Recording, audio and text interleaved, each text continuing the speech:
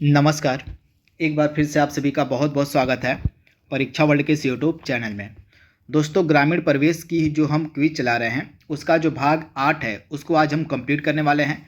तो चलिए वीडियो को शुरू कर लेते हैं और देख लेते हैं कि आज का ये हमारा जो 8वें नंबर का क्विज है ग्रामीण प्रवेश का, आज के इस क्विज में कौन कौन से बेहतरीन 10 प्रश्नों को सम्मिलित किया गया है। तो चलिए वीडियो को शुरू करते हैं। तो पहला प्रश्न आपके सामने है। इस प्रश्न का आपको जवाब देना है कि भूमि के विक्रय के समय जो मुद्रांक शुल्क होता है वह किस पर लगाया जाता है, आपसे पूछा गया। आपके पास 4 ऑप्शन दिए गए हैं, आपको इसका जवाब देना है। तो पहले प्रश्न का हमारा राइट आंसर क्या हो जाएगा? भूमि के विक्रय के समय जो मुद्रांक शुल्क है वह किस पर लगाया जाता है। तो दिए गए चारों ऑप्शंस में से, यानी कि ऊपर के जो तीनों ऑप्शन आपके दिए गए हैं ये सभी ऑप्शन आपके गलत हैं, यानी कि ऑप्शन आपका डी यहाँ पे बिल्कुल सही हो जाएगा। इनमें से कोई नहीं, यानी कि दिए गए तीनों ऑप्शन आपके यहाँ पे गलत हैं। तो सही आंसर आपका क्या हो जाएगा? तो आपका भूमि के विक्रय के समय जो मुद्रांक शुल्क होता है, आप ध्यान से याद कर लीजिएगा, जो मुद्रांक शुल्क होता है भूमि की बाजार और अनुबंध जो कीमत है, यानी कि भूमि का जो बाजार मूल्य उस समय होता है या जो उस समय उसकी अनुबंध कीमत होती है, इन दोनों में से जो भी ज़्यादा होता है उसी पर लगाया जाता है। तो फैक्ट आप याद रखिएगा, मुद्रांक शुल्क जो होता है भूमि की बाजार कीमत या अनुबंध कीमत दोनों में से जो ज़्यादा होता है उसी पर लगाया जाता है। तो इस प्रकार से इस प्रश्न का राइट आंसर क्या हो जाएगा मैंने आपको बता दिया है, आप इसे नोट डाउन कर लीजिएगा। एक बार फिर से मैं आपको रिपीट कर दे रहा हूँ, भूमि की जो बाजार मूल्य उस समय होती है वो या तो अनुबंध कीमत, इन दोनों में से जो भी ज़्यादा होगा, जो भी अधिक होगा, उसी पर जो है मुद्रांक शुल्क लगाया जाता है। तो इसके बारे में आपको याद रखना है, भूलना नहीं है। अगला प्रश्न का आपको जवाब देना है, भू स्वामित्व सुधार के अंतर्गत सरकार के द्वारा निम्नलिखित में से कौन से कार्य किए गए थे, आपको बताना है। सुपर इंपॉर्टेंट प्रश्न। भूमि सुधार का जो टॉपिक है आपके सिलेबस में दिया गया ग्रामीण प्रवेश के, तो इसी से रिलेटेड यह प्रश्न है, तो जल्दी से इसका जवाब दीजिए आप। तो इस प्रश्न का हमारा राइट आंसर क्या हो जाएगा? भू स्वामित्व सुधार के अंतर्गत सरकार ने कौन से कार्य किए थे? तो सरकार के द्वारा बिचौलियों की समाप्ति की गई थी, यानी कि जो मिडिल मैन थे, जो मध्यस्थ थे, उनकी समाप्ति की गई थी। यह कार्य किया गया था भू स्वामित्व सुधार के लिए। इसके बाद जो काश्तकार थे, जो कृषि की भूमि पर काम करते थे, उनको भू स्वामित्व का हक प्रदान किया गया, यानी कि काश्तकारों को भू स्वामित्व प्रदान किया गया। तो यह भी कार्य किया गया, यानी कि ऑप्शन आपका बी भी सही है। इसके बाद लगान का जो नियमन था वह भी किया गया था भू स्वामित्व सुधार के अंतर्गत, यानी कि जो तीनों कार्य हैं ये भू स्वामित्व सुधार के अंतर्गत किए गए थे सरकार के द्वारा। तो ऑप्शन जो आपका डी है यहाँ पे बिल्कुल सही हो जाएगा, उपयुक्त सभी। तो इसके बारे में आपको याद रखना है। अगला प्रश्न आपके सामने दिया गया है, राजस्व परिषद के लिए पदों का जो सृजन होता है वो राजस्व परिषद के किस अनुभाग के द्वारा किया जाता है? इंपॉर्टेंट प्रश्न है। तो दिए गए 4 अनुभागों में से वह कौन सा राजस्व परिषद का अनुभाग है जिसके अंतर्गत जो राजस्व परिषद के पद होते हैं उनका सृजन किया जाता है? तो आप ध्यान से याद कर लीजिएगा, राजस्व परिषद के लिए जो पदों का सृजन होता है वो राजस्व अनुभाग 6 के द्वारा किया जाता है। तो राइट आंसर आपका क्या हो जाएगा? ऑप्शन सी, राजस्व अनुभाग 6 के अंतर्गत, यानी कि ऑप्शन आपका जो सी है इस प्रश्न का बिल्कुल सही हो जाएगा, आप इसे याद कर लीजिएगा।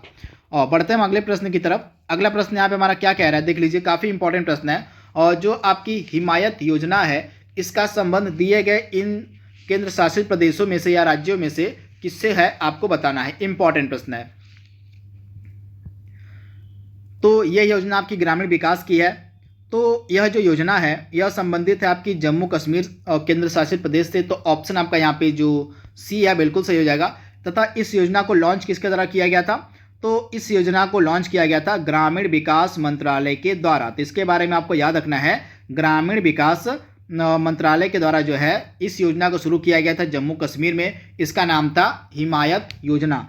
इसके अंतर्गत कौशल सशक्तिकरण और रोजगार मुहैया का मतलब यह जो योजना थी आपकी, यह कौशल सशक्तिकरण और रोजगार के लिए शुरू की गई थी। कहाँ पर? तो जम्मू कश्मीर में। इस योजना के अंतर्गत 5 वर्षों में जम्मू कश्मीर के जो लगभग 1 लाख युवा थे उनको कवर किया जाएगा, यह लक्ष्य इसमें रखा गया था। तो इसके बारे में आपको याद रखना है। तथा इस प्रश्न का हमारा राइट आंसर क्या हो जाएगा? जम्मू कश्मीर। तो इसे आप याद रखिएगा। क्या आप बता सकते हैं, मैं आपसे प्रश्न पूछ रहा हूँ कि जो वर्तमान में हमारा जम्मू कश्मीर केंद्र शासित प्रदेश है यह केंद्र शासित प्रदेश के रूप में कब सामने आया था, यानी कि इसको केंद्र शासित प्रदेश कब बनाया गया था, पहला जवाब आपको देना है इसका। और इसके बाद यह आपको बताना है कि वर्तमान में इसके जम्मू कश्मीर के उपराज्यपाल कौन है। तो ये दोनों जानकारी आप हमें कमेंट बॉक्स में बताइएगा। और इसके बाद जो अगला प्रश्न आपके सामने है, पूछा गया है कि 25 दिसंबर 2014 को निम्नलिखित में से कौन सी योजना शुरू की गई थी। सुपर इंपॉर्टेंट प्रश्न है, आपको बताना है कि 25 दिसंबर 2014 की जो डेट है, इस डेट को दिए गए 4 ऑप्शंस में से 4 योजनाओं में से कौन सी योजना शुरू की गई थी। इंपॉर्टेंट प्रश्न है। तो इस प्रश्न का हमारा राइट आंसर क्या होने वाला है, तो इस प्रश्न का हमारा राइट आंसर हो जाएगा मेक इन इंडिया। आप ध्यान से याद कर लीजिएगा, जो मेक इन इंडिया कार्यक्रम था, इसकी जो शुरुआत थी वह 25 दिसंबर 2014 को की गई थी। तो राइट आंसर आपका क्या हो जाएगा, ऑप्शन बी बिल्कुल सही है आपका। मेक इन इंडिया कार्यक्रम की जो शुरुआत है 25 दिसंबर यहाँ पे 25 दिसंबर नहीं 25 सितंबर होगा, सॉरी यहाँ पे सितंबर होगा, क्या होगा, तो 25 सितंबर को, कब, तो 25 सितंबर को यहाँ पे होना चाहिए था। तो 25 सितंबर 2014 को जो है आपकी मेक इन इंडिया कार्यक्रम की शुरुआत की गई थी। तो इंपॉर्टेंट है, आप इसे नोट डाउन कर लीजिएगा। तो ऑप्शन बी आपका बिल्कुल सही है, आप इसे याद रखिएगा। तथा इस योजना का लक्ष्य क्या था, क्यों यह योजना शुरू की गई थी, तो भारत को मैन्युफैक्चरिंग हब यानी कि विनिर्माण केंद्र बनाने के लिए इस योजना को शुरू किया गया था 25 सितंबर 2014 को। यहाँ पे दिसंबर की जगह आपका सितंबर होगा, इसको आप करेक्ट कर लीजिएगा। इसके अलावा वहीं अगर हम पहली योजना की बात करें जो आपकी है प्रधानमंत्री जन धन योजना, इसको कब शुरू किया गया था, तो आप नोट डाउन कर लीजिएगा। जो आपकी प्रधानमंत्री जन धन योजना थी इसकी शुरुआत हुई थी 28 अगस्त 2014 को। इंपॉर्टेंट है, 28 अगस्त 2014 को आपकी प्रधानमंत्री जन धन योजना शुरू की गई थी।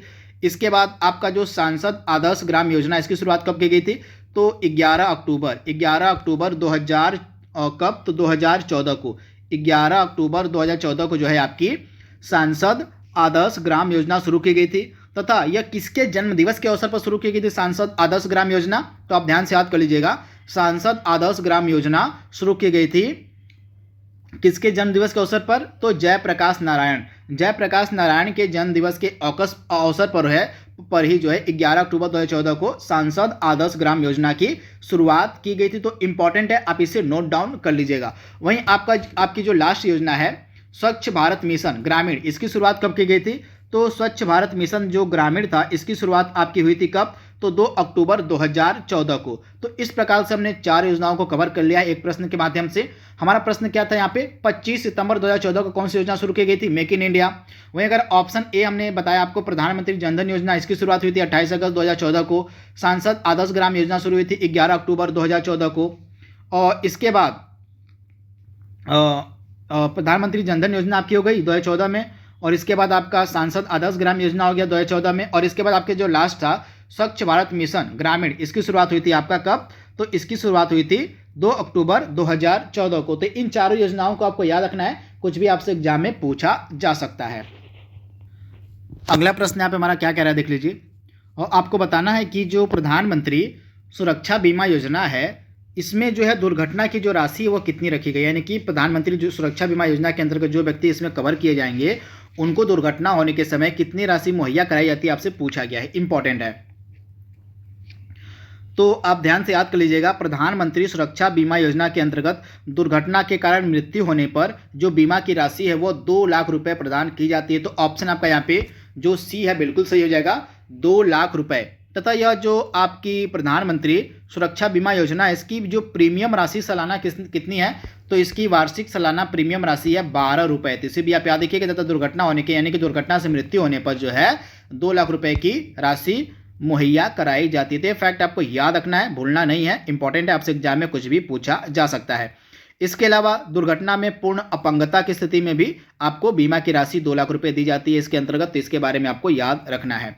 इसके बाद अगला प्रश्न आपके सामने है, आपको बताना है कि प्रधानमंत्री कौशल विकास योजना इसकी शुरुआत कब की गई थी।